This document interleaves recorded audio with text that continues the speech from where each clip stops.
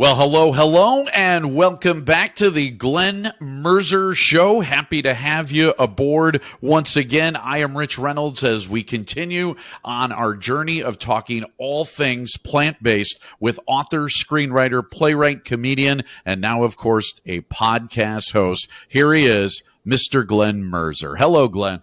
Hello, Rich. Thank you for the introduction. And our special guests today are my friends Tami and Tom Kramer, who are responsible in a certain way for the fact that this show exists. See, Tami is the creator of the Nutmeg Notebook, whole food, plant-based lifestyle blog and YouTube channel. And she could be found at nutmegnotebook.com. And Tom is the co-creator of all of that. And Tami and Tom had me on their show, about a year and a half ago. Actually, had me and my wife, Joanna, on the show.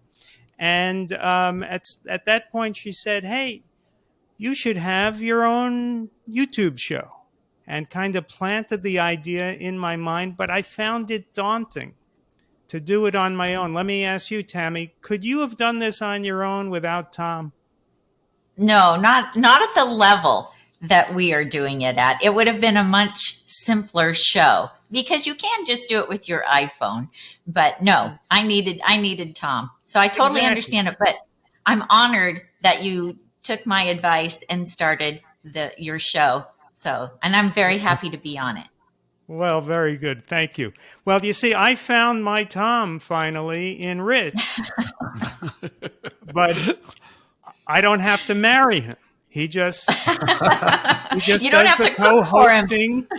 Yeah, that's actually good for both of us, Glenn. Yes. So it works out much better.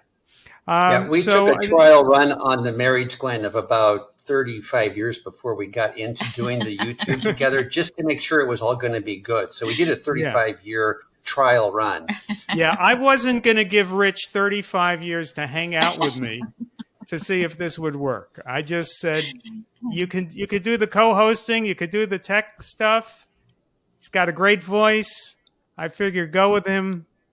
We don't have to get romantically involved. So it's all worked out very well. Maybe we better start talking about plants. Oh, let's talk about food? Okay.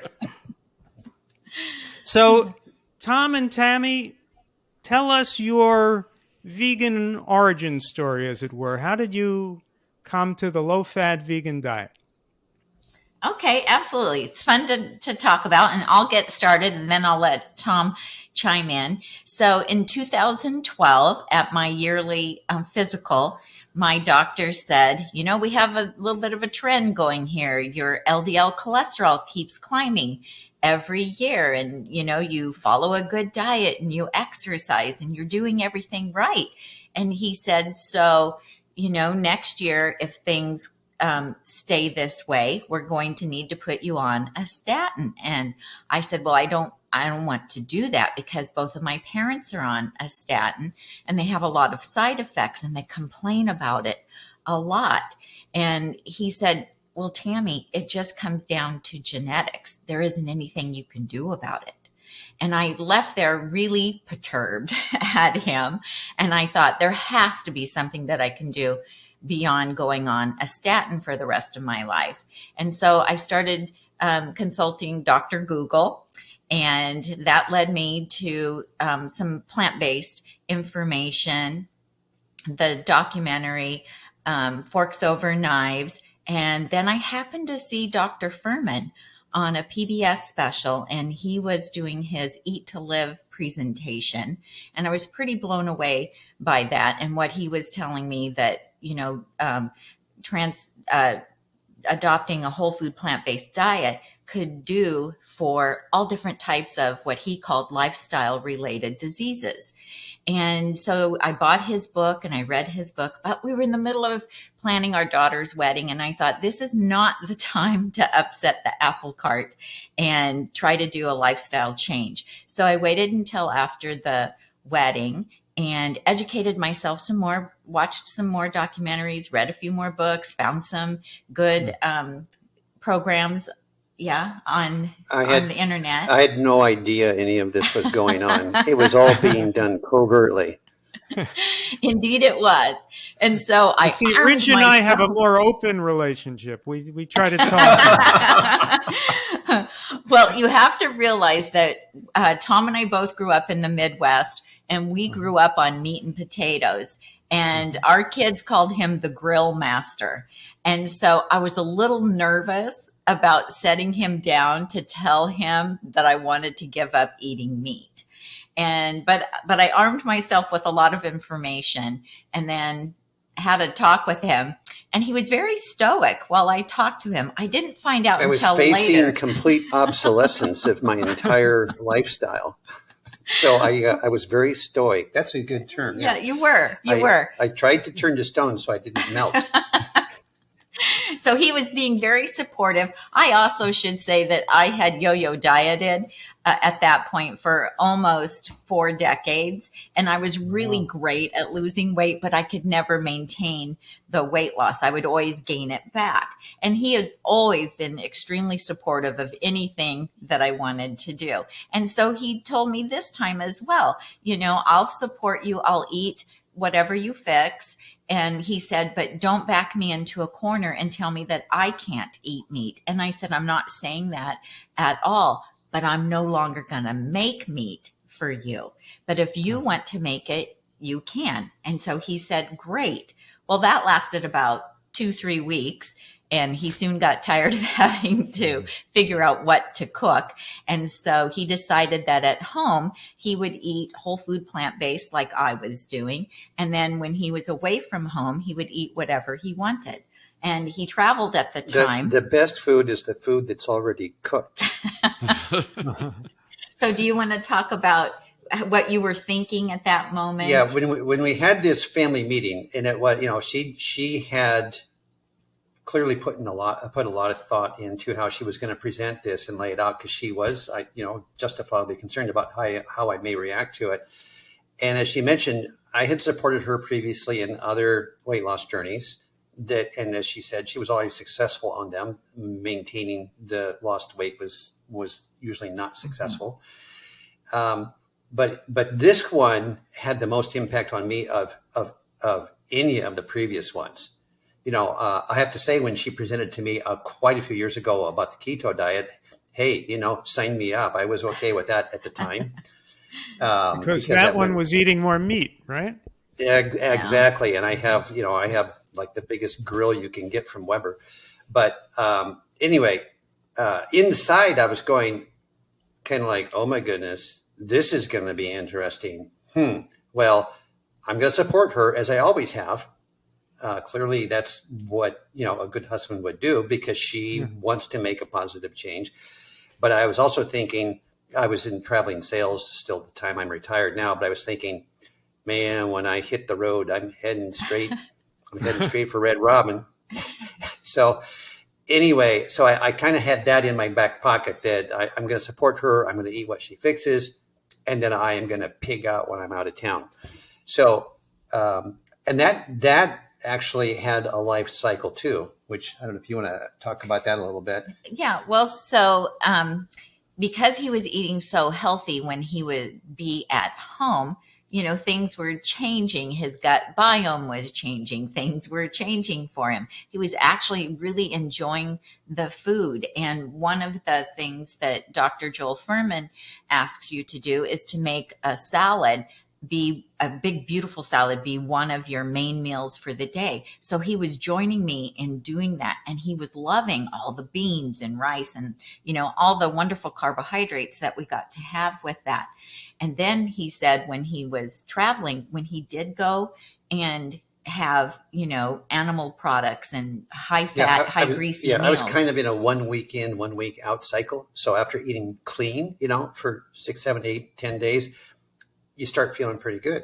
Then you get out of town and head straight for the junk food fast food store, and you eat that brick, and it lays in your stomach like a brick, and it makes you feel sick, and you go, what is going on?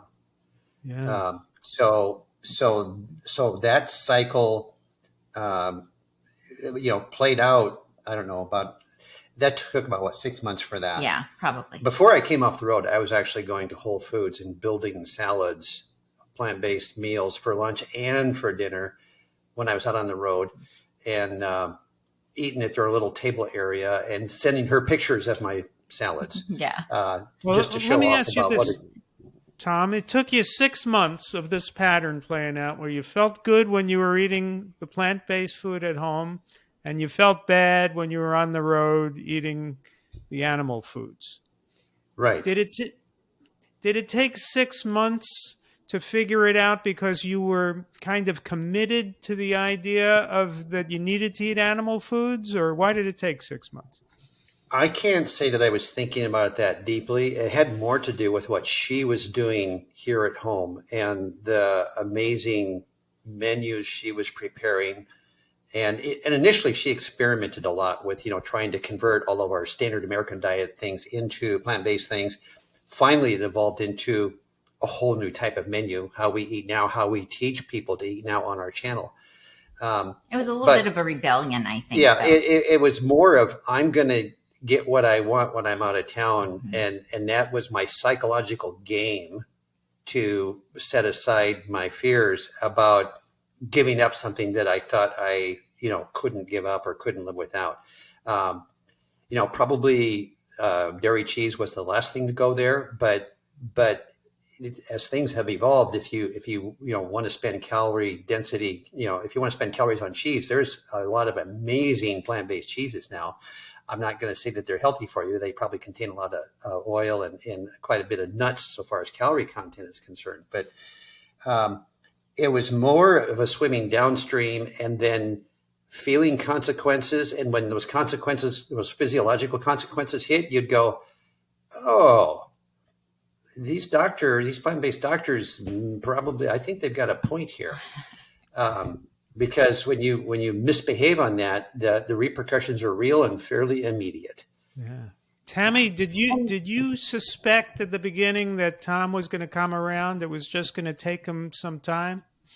No, I really didn't. I actually, sometimes I'm still amazed that he joined me completely. But his transition, it took longer. We had to do for him. I jumped in with both feet and just went for it, right? Because I should say that my family medical history is that not only are both my parents on statins, but my dad has type 2 diabetes. He's insulin dependent. He's on shots. And it's not reversible at this point in time. And he also has Alzheimer's. And so, back in 2012, I was also looking at what was happening with him and also thinking, I don't want that to be my destiny. That's, I need to change that for myself. So I was also motivated by doing that. We didn't know about the animal piece at that point in time. We only knew about doing plant-based for health. But when I learned about the correlation between diet and cancer, then I knew Tom needs to eat this way because his dad had 3 different types of cancer. And eventually it was liver cancer that took his life. And so then I started presenting Tom with more of that kind of information, how it related to him and his medical, family medical history. And I think that also helped sway you. And, Mm-hmm. I would just happen to. Yeah, I've always enjoyed the science of things. Yes. And so that was just more, proof in the pudding kind of information to affirm the lifestyle path that we were on at that point. And also, Tami did make the transition easy with all the delicious Nutmeg Notebook recipes, but also I did depend on transitional what do you call them? The plant-based fake meats, the tofurkey, and we didn't have Beyond Meat and whatever that stuff was back then. But we had the field roast, fake hot dogs, fake bratwurst, that stuff. I loved those things probably for about a year. So I got to keep grilling. So the transition was, I was out there on the grill with my tofurkeys, grilling up a storm and getting my plant-based fake meats. But again, as time goes on, we learned about oil and the deleterious effects of oil in the vascular system. And, I'm not, 42 or 54 or even 63 anymore. So at the age I'm approaching, having a good vascular system then becomes a goal. And those goals that we were achieving were affirmed through our healthcare, our well checks. Right. Well, tell us about that, Tami. Tami, tell us about your weight loss and the health effects. So sure, of course. So I ended up losing almost 50 pounds, 49. Chef AJ always says to me, "Could you lose just one more pound?" So you can call it 50. Here's a quick photo for you on that. Can you bring it up or not? Did it come up, Rich? I'm not sure it did. I didn't see a photo. I didn't see it either. I didn't have it in the window. It just went to black. Hold on. I have to put it in the darn window. There it is. Okay. Here's that. Wow. A before and after of Tami. So the weight loss was really great. And more important than just the weight loss is the fact that I've been able to maintain it.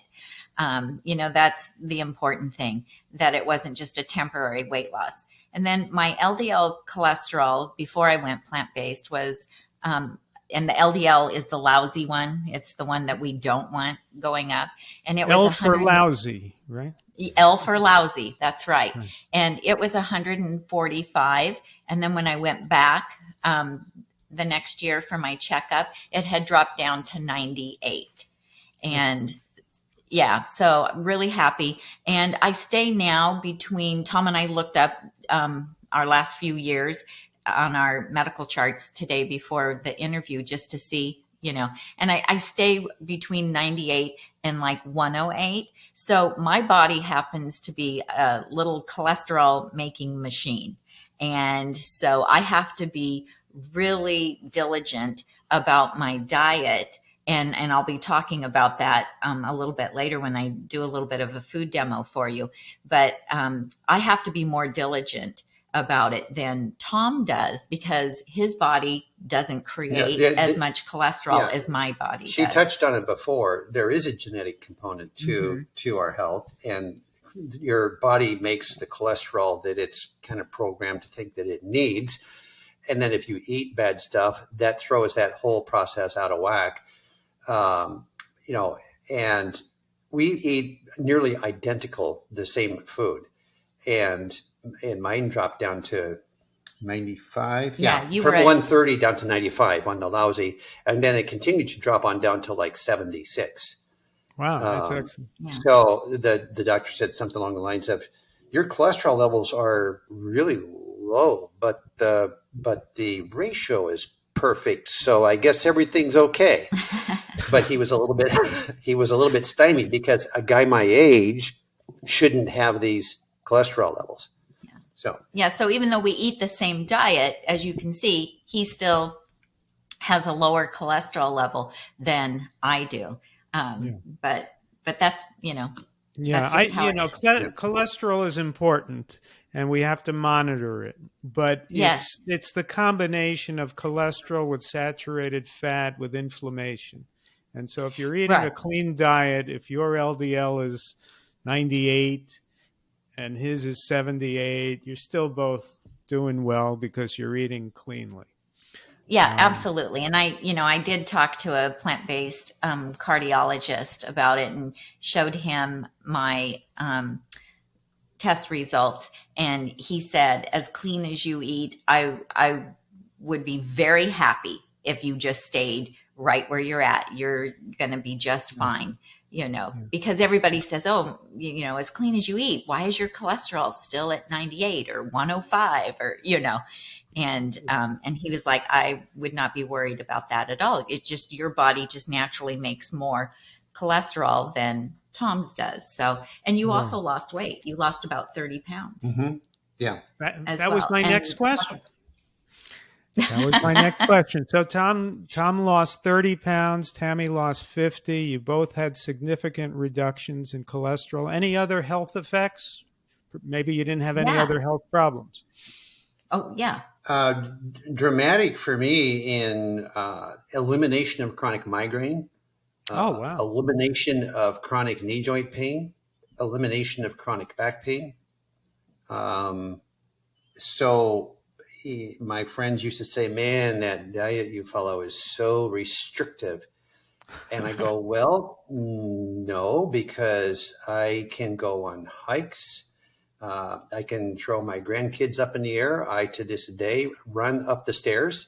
We have a big curvy flight of stairs to get up to the second level. So I don't just walk up the stairs. I kind of trot up the stairs, two, three steps at a time. So the plant-based lifestyle is not restrictive. It's liberating in terms of living your life. Exactly. So, yeah. Yeah. And I had osteoarthritis in my knees, and we love to hike. And for a while there, I had to give up the hiking. And when Tom would go hiking, he would have to wear these knee braces. And now he doesn't have to wear his knee braces. We can go for a 16-mile hike in a day. We live in Northern California, so we have the beautiful foothills of the Sierra Mountains to go hiking in. And it's fairly easy for us now because we don't have all that extra weight. For one, we eat a stellar diet, so we have incredible energy and we don't have knee pain, which is also really amazing. I also would have a lot of headaches, and that was probably due to glucose levels, because I was eating a lot of bread and sugar and that kind of stuff. And so, I got rid of the chronic headaches as well. So just, you just feel so much better. I mean, the food and the cravings. I used to crave a lot of junk food, and the cravings for that stuff also dissipates because when you're eating really healthy and you're feeding your body nutrients, it doesn't crave things, we love the food so much, and we take potatoes with us everywhere. So, we love them for hiking, and sometimes if we're sitting there, on the trail eating our lunch and we've got a big old sweet potato we're gnawing on, and people will walk by and they'll look, and then they'll take a second look. Sometimes they stop and ask, what are you eating? Yeah.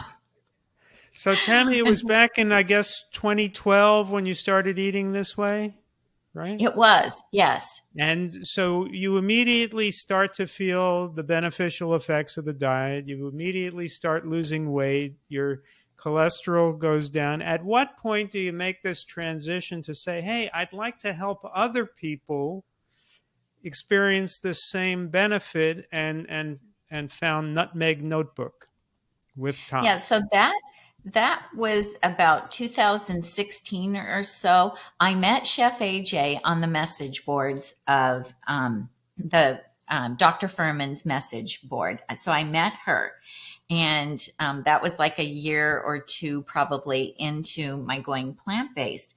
And about that time, unfortunately, I was diagnosed with hypothyroidism. Now, I had been tested for it the year before I went plant-based because I was having some side effects that I felt were related to that. But at that time, when I got tested, I tested in a normal level. And so they said, oh, no, you're fine. But I did talk to a plant-based doctor, like, why did this happen after I went plant-based? And he said, from all those years that you weren't plant-based, it was, you had already, done damage. And so, so I did have to go on levothyroxine, and I'm still on it, and I'm on the smallest amount. But when my thyroid hormones started being out of whack, I started gaining back some weight, even though nothing about my diet changed. I was still, really following the diet to a T, eating my salads and doing all of that and exercising. And so, but then I was having some of the side effects of hypothyroidism and went in and found out I did have it. And I was struggling I gained some weight and I was struggling to lose the weight I gained even after I got on the levothyroxine. And it was about that time that Chef AJ was starting an online program called The Ultimate Weight Loss. So I emailed her and said, well, I was just, recently diagnosed with hypothyroidism and I'm on medication for that. And I've gained some weight and I'm struggling to lose it. And I don't know if anything's going to help me. And she told me that she also was hypothyroid and she was able to lose the weight following this regimen that she was going to be teaching. So, man, I signed right up. And she was right. It, worked beautifully for me because I learned about calorie density and I learned how to sequence my meals by eating the lowest calorie density foods first, which crowds out the gives you less room for the higher calorie density foods. And that worked great. And then I was sharing my recipes and photos and different things in her Facebook group. And so she encouraged me to start a YouTube channel. And then at that time, John Pierre was working with her, and he told us that, once we have the privilege of knowing all this information about a whole food plant-based diet and how it's good for our health, the environment, and the animals, he said, we all have an obligation to pass it forward to other people. And so I had that in the back of my mind as well. And I had started a blog before I ever went plant-based. When I was eating the standard American diet, I had my Nutmeg Notebook blog. And what was the content of the pre-vegan Nutmeg Notebook blog? Yeah, so it was what I thought was a healthy diet. It was low fat. I ate a lot of chicken, a lot of fish. It was what I thought at the time from what I knew, what I thought was a healthy diet. You wanted to say something? Yeah, kind of I think it's the name of a magazine. It kind of followed the cooking light theory, lots of white meats and a lot of vegetables, limited fats and so forth. It's what a standard American diet person would consider to be a healthy diet. She was really eating what we believe to be a healthy diet. Okay, now I didn't know about this. So there was a Nutmeg Notebook blog before you were plant-based.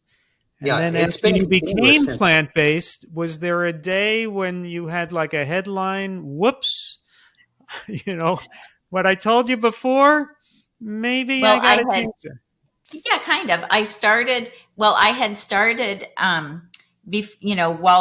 was in that phase where I was, waiting till after our daughter's wedding, I was starting to incorporate a lot more meatless meals into our weekly menu. And so I was actually posting a lot of vegan meals. And so people were seeing, wow, there's a transition here. And then when I fully adopted it, then I did talk about it. I told people, this is what I'm going to be doing. And from this day forward, I'm going to have all whole food, plant-based. Would you give them 6 weeks she gave them 6 weeks or something to Oh, no, I left the recipes on there initially. No, for longer than that, initially.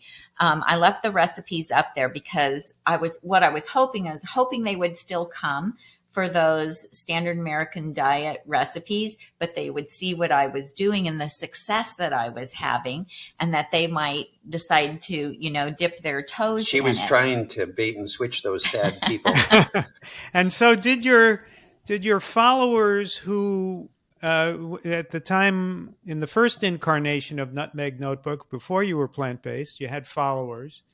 Did some of them transition with you? They did not. They did not. I'm the metrics guy. The heck with them.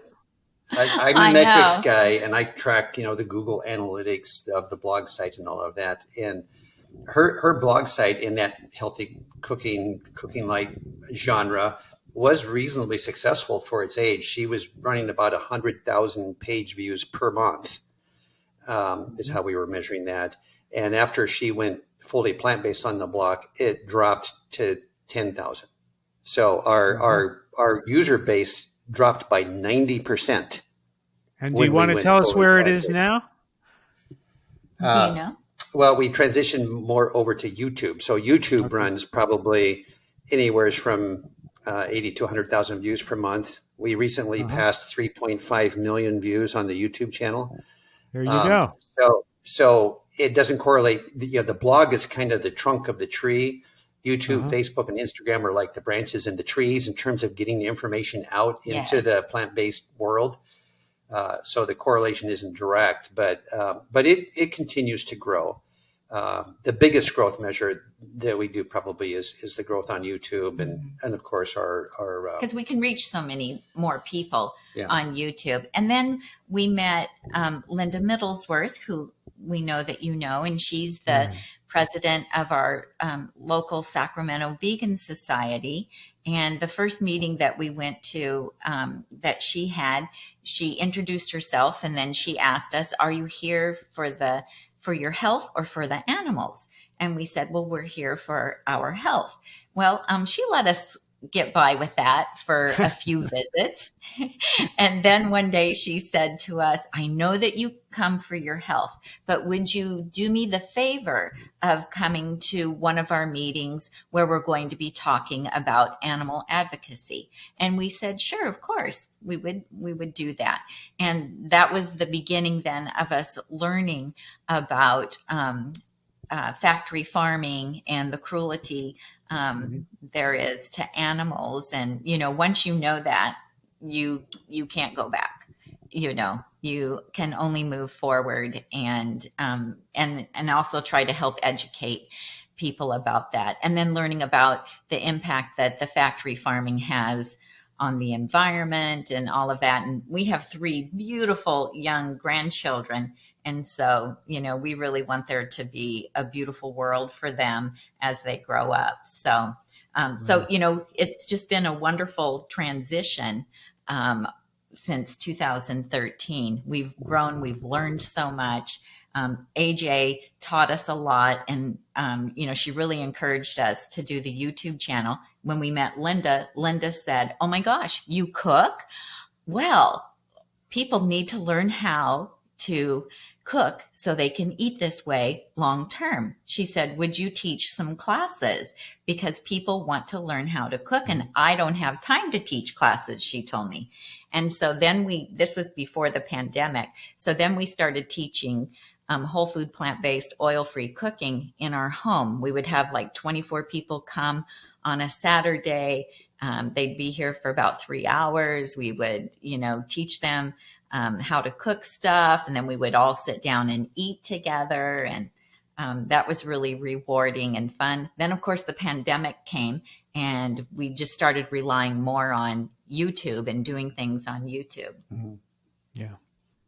Well, speaking of cooking, you're going to give us a cooking demonstration, right? With oat groat? Yeah, I'm going to show you. I'm going to show you something that has been very helpful for me in helping to keep my LDL cholesterol down. It's more of a grain nutrition class and demonstration. It's more of a grain nutrition class and demonstration than a cooking demo. Yeah, yeah. Right. But if people want to see more of like what we eat in a day and how I cook and the types of recipes that we have, I would really encourage them to visit our Nutmeg Notebook YouTube channel. We have hundreds of videos on there. And we also do a live show on Thursday mornings at 9 a.m. Pacific, and you can always catch the replay of those. But that's where we answer a lot of people's questions. Sometimes we are interviewing people like Glenn or some plant-based doctors or other people in the plant-based community.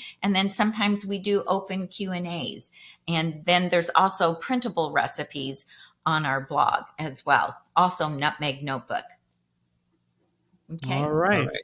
So now we're going to learn about oat groats. And the interesting thing about oats is people sometimes get rolled oats, they get oat groats, they get steel cut oats. So tell us about the difference and the hierarchy of oats.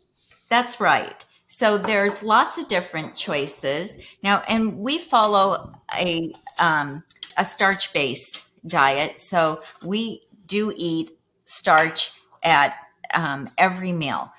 Starch is very satisfying. It gives you satiety.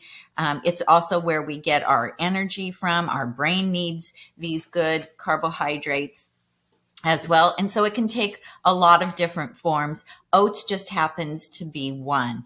And when we're looking at our options, sometimes there's good, better, and best.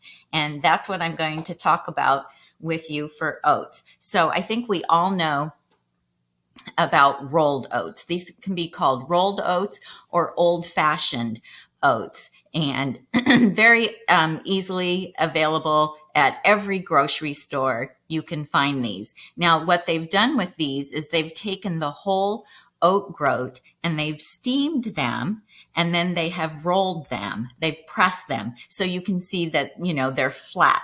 So anytime that a grain has been more processed, that means it's going to digest more quickly also, and it's going to have a higher glycemic impact on our blood when we eat it. So the quicker that you can cook it, the quicker it is going to digest. So that's kind of a good rule of thumb to remember. Still a good choice.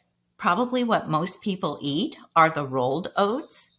Then there is the steel cut oat. This is where they take the whole oat groat and they just chop it up and they make it smaller. So it does cook a little bit faster than the oat groats that I'm going to show you, but it has a little more nutrients to it. It takes longer to cook. It's going to have less of a glycemic impact on you when you eat it. It's going to digest slower, so it's going to stick with you longer and keep you feeling full longer. So that's a really good thing.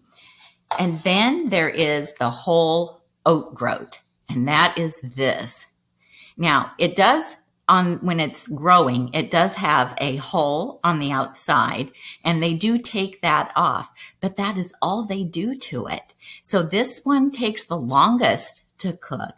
It takes the longest to digest, and it has the lowest glycemic impact when you eat it. And this is the one that I go for. Now, not to say that I won't use these other two. I'll use these in some recipes where the whole oat groat wouldn't give me the same texture as I would want. So like in baked goods and things like that. But I eat less of those now than I used to. So that's where we're at on those. So we have good, better, and best. So how I make them, I learned this trick from Sharon McRae. Do you know Sharon?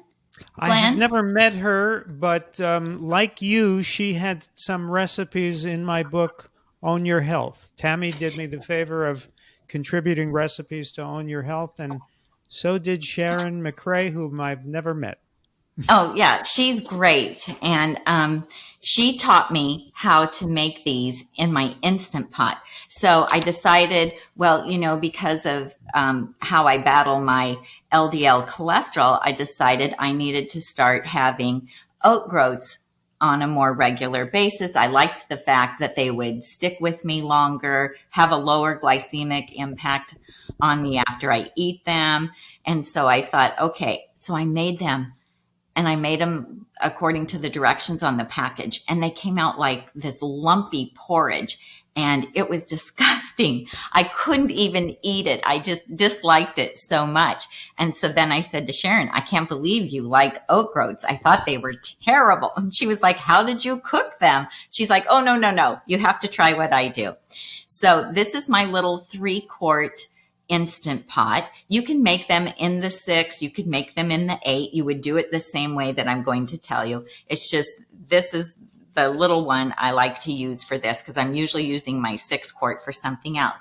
So you take 2 cups of the oat groats, and I do buy the organic because there's a lot of pesticides that are used in the growing of oats. And I also want to say these are gluten-free. So oats are naturally gluten-free, but if you have like celiac disease, then you need to make sure that you are getting certified gluten-free oats because if they come into contact with other grains or they're processed, in a plant that processes grains that contain gluten. Even though they clean the machines in between, there can be some cross contamination. And so you would want to get certified gluten-free, but they are naturally gluten-free.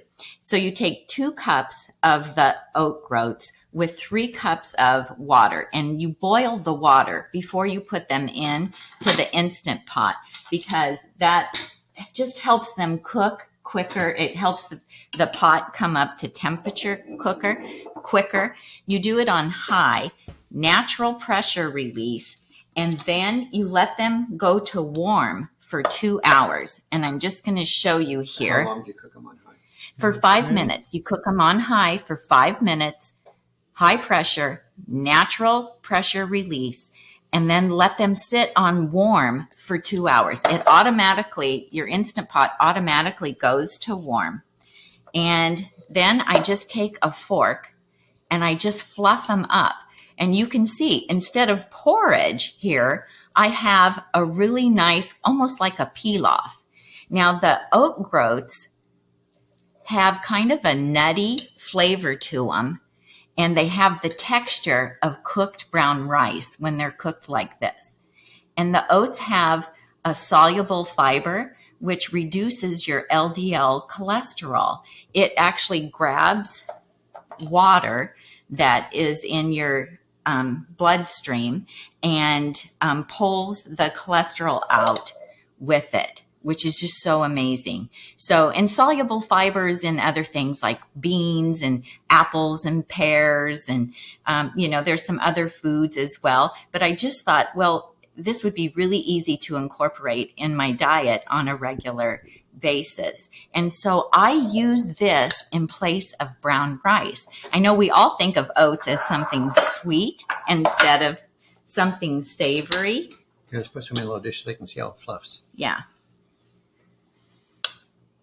And so I just eat this like I would brown rice. So I will put this in a burrito bowl.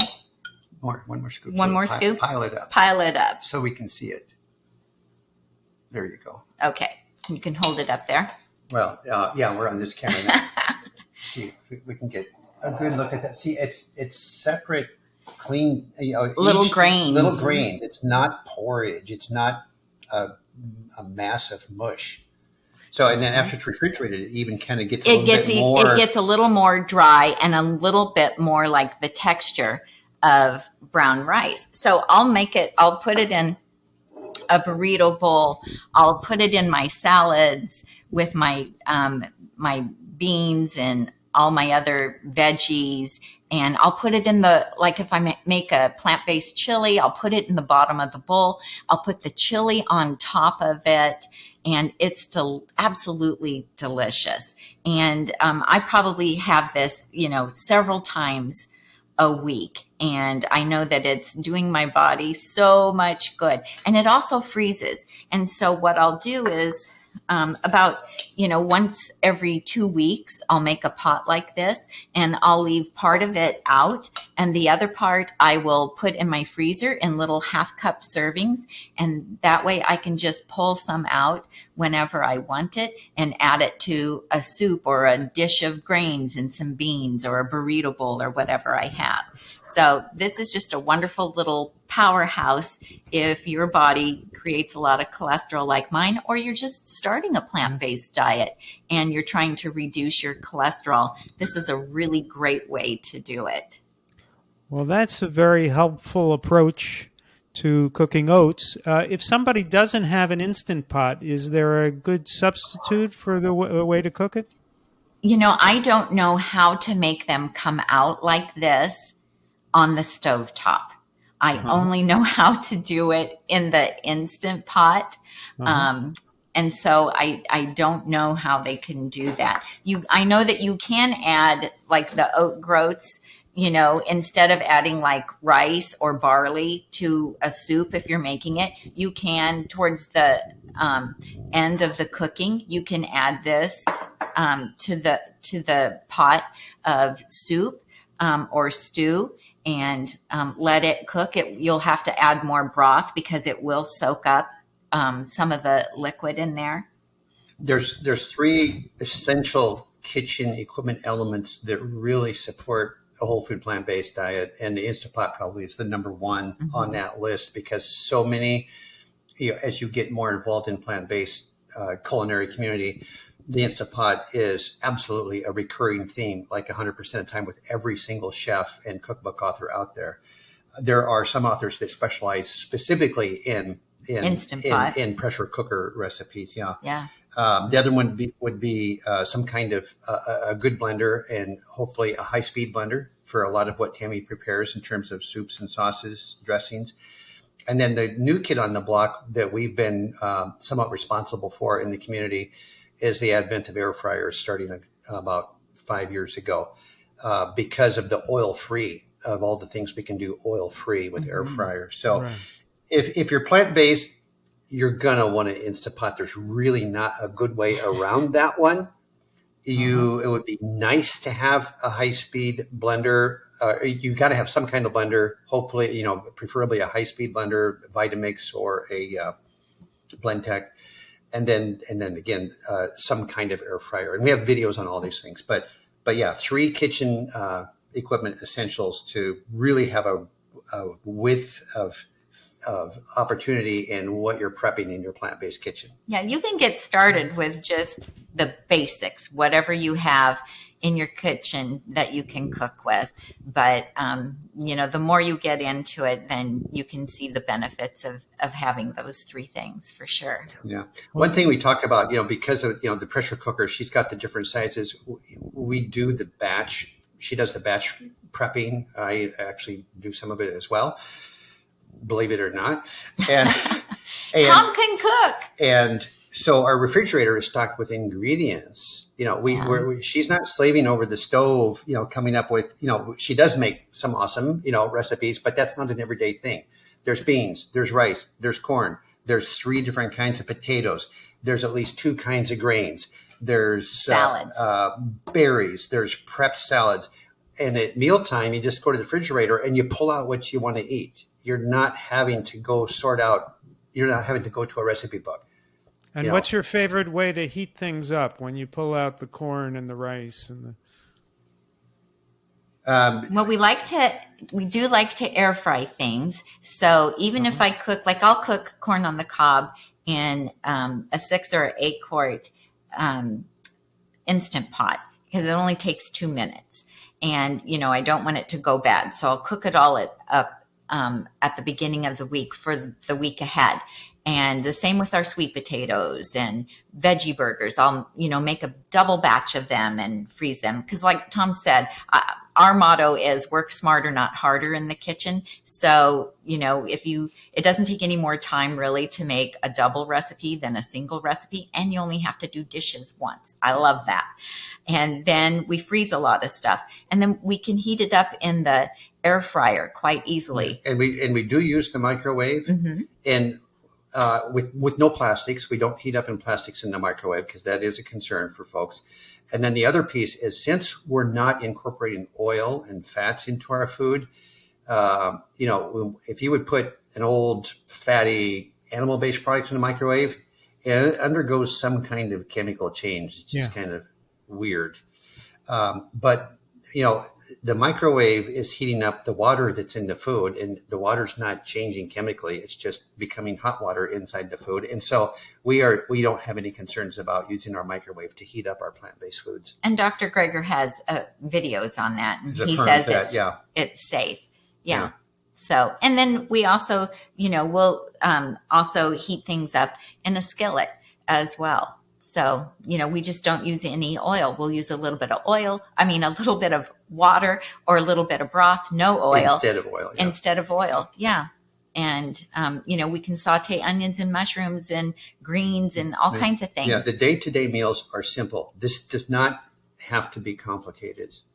Yeah. And it seems like the longer people eat this way, the more simple they eat, because when you get off salt, oil, and sugar and processed foods, you undergo a transformation. Your taste changes, and you really can enjoy whole natural food so much more. You eat a strawberry and you're like, oh my gosh, this tastes like candy. It's so sweet. And it just, you start to enjoy more simple foods, just become more pleasurable. And that, I think, is the secret to the fact that now you don't have any trouble maintaining your weight loss, because now it's effortless, right? Right. Right. Oh, absolutely. Yeah, without just eating the way we eat, no conscious volume restriction. We eat until we're comfortably satisfied comfortably full, because we're eating these big salads. But the weight has just been the same weight now for several years without focusing on that issue. We focus on eating good food, get on the scale once a month or whatever, and it's always the same. So, because, it's paying attention to eating good foods, right. Not how fast you're running or how much you're working out. You can't outrun a fork. You can never outrun your fork in weight gain, but if you put the right things on the fork, you don't have to outrun it. Yeah. And another thing, people always ask us, did anybody in your family decide to go plant-based? Well, our kids, when we decided to do this, they were both in college at the time. And so we told them what we were doing, and they started doing their own research because they wanted to make sure that mom and dad weren't doing something stupid. And so they came back with, oh my gosh, we all need to be eating this way. And so our daughter transitioned first. And then since she went plant-based, she's had 3 children. And the 3 children all eat whole food, plant-based. They have a more liberal. Have they been vegan all their lives? They have. 3 grandchildren?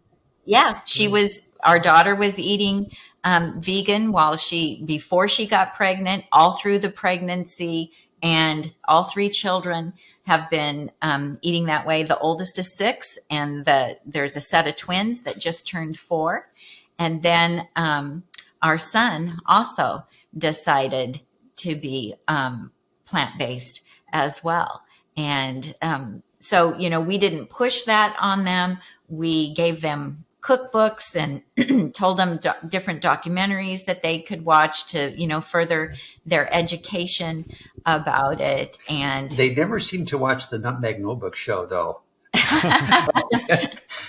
Now, is it tough with your grandchildren, when they're young grandchildren, to explain to them, I know this is hard to understand, but other people eat animals, and so when you go to the party and they're having hamburgers, you don't want to do that? This might be a good question to ask your daughter, but is it tough to explain this to a child? Well, of course, the last 2.5 years of their life have been during the pandemic. Right. And so because of that, they've not had as many social gatherings to go to. And our daughter does homeschool. So our oldest granddaughter is being homeschooled. She's in 1st grade. And then the twins are preschoolers. And our daughter was a high school teacher before she became a stay-at-home mom.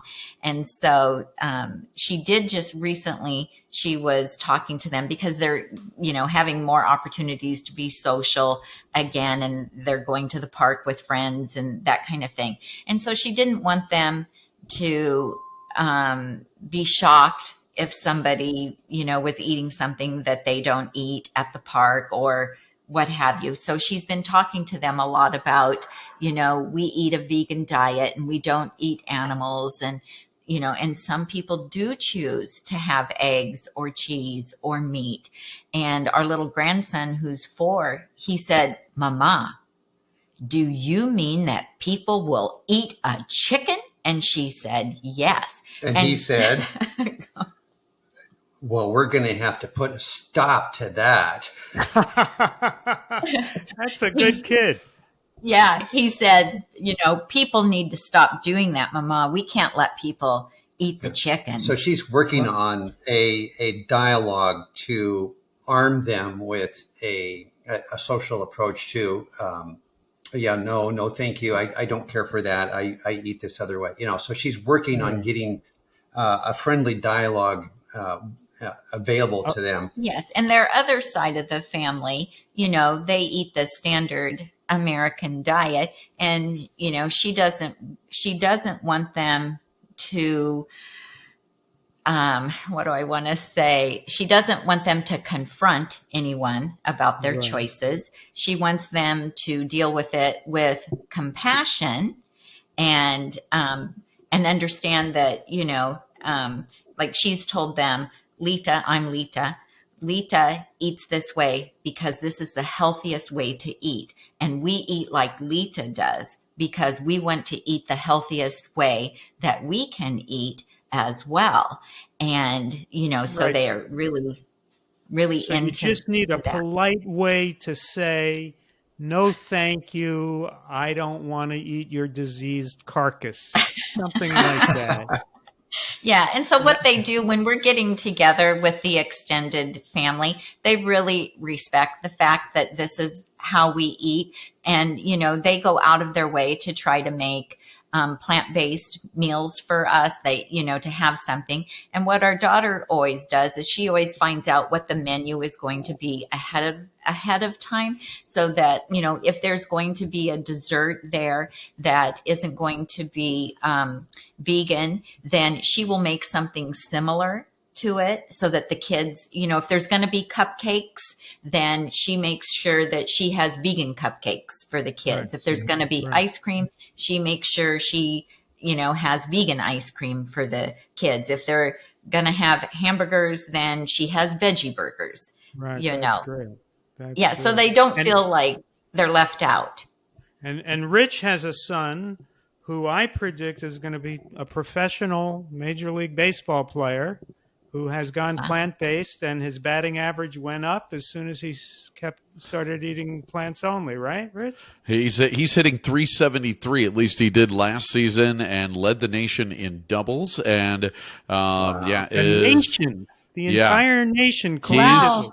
He's a pretty impressive baseball player, and it's so funny because before we did this show, he was heading off to practice and telling me how much all the guys are always on him and making fun of him for eating plant-based and doing it that way. And his response is always the same. He goes, "I'm the best player on the team, and I'm bigger than all of you. And look at how I eat." So I love that. When you can match those things, come and talk to me about your diet. But no one on the team has been able to do so.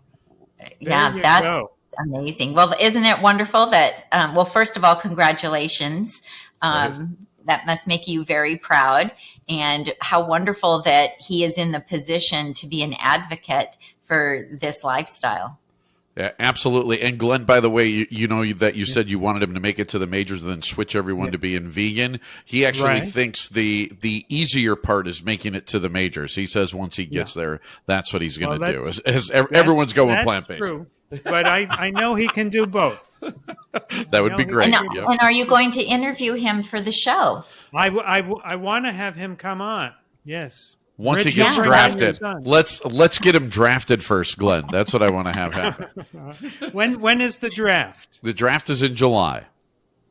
Okay, I got to wait till July. All right. Yep. Yeah, one of the Major League Football teams had quite a number of players that were eating plant-based. Was it the Miami Dolphins? Is that right? Tennessee Titans did, and in fact, it was over 20% of their team. And then also, the Miami Dolphins with several players that have been out and saying, that they've gone plant-based. And a lot of that Charity Morgan has been pushing. And if you ever see her stuff, not quite the whole food plant-based thing that, we're talking about here today, but definitely a step in the right direction for all of those athletes. Okay, great. And my Aunt Rosie told me that some of the best Mahjong players now have gone so it's taken over. Tami and Tom, thank you so much for joining us and for the cooking and nutrition lesson. And Tami and Tom, anything else you want to say in closing about what you have coming up on your show, or any new initiatives? Or we have a lot of exciting interviews coming up.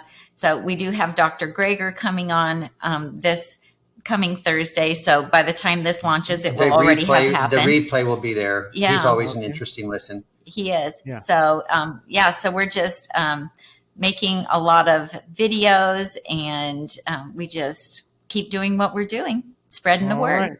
Well, thank you so much, Tami and Tom of Nutmeg Notebook, the blog and the YouTube channel. Rich, thank you, and sign us off. Yeah, absolutely. Find them on nutmegnotebook.com, and again, the Nutmeg Notebook channel as well on YouTube. For us, you can find the Glenn Mercer podcast and more at realmeneatplants.com. Click on that podcast button up there. While you're there, why don't you hit the support button, help us out, and also help out Paul's party. Take the 30-day challenge, read the blogs, go to our YouTube channel as well, and get everything that you need on the Glenn Mercer Show. Tami and Tom, great job tonight. Glenn, you were splendid as always. We thank everybody for listening, and remember to hit that like button and subscribe today to the Glenn Mercer Show, and we will see you next time. Bye-bye.